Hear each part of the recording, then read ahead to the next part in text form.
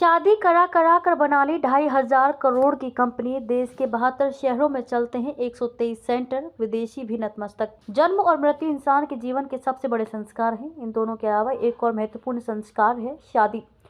जन्म और मृत्यु इंसान के हाथ में नहीं है, मगर जब बात आती है शादी की तो हर लड़का लड़की अपनी मर्जी से सोच विचार करके ही फैसला लेता है।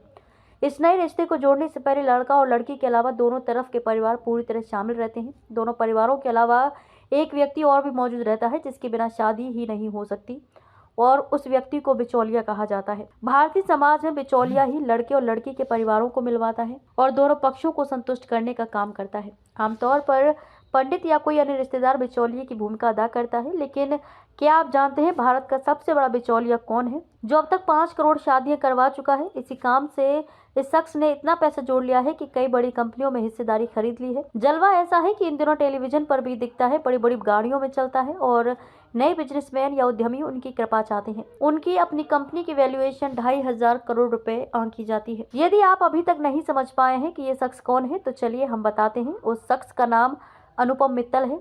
शादी.com के फाउंडर अनुपम मित्तल इन दिनों शार्क टैंक इंडिया में बतौर जज बैठते हैं।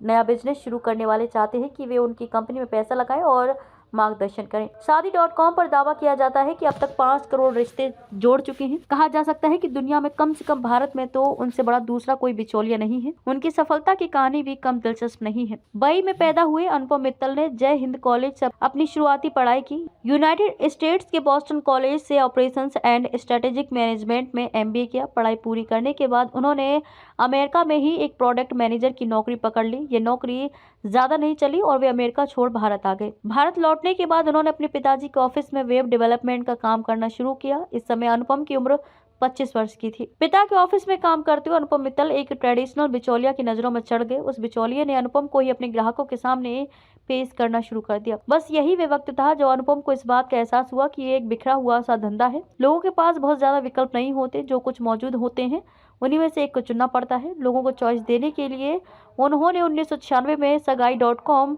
नामक वेबसाइट शुरू की।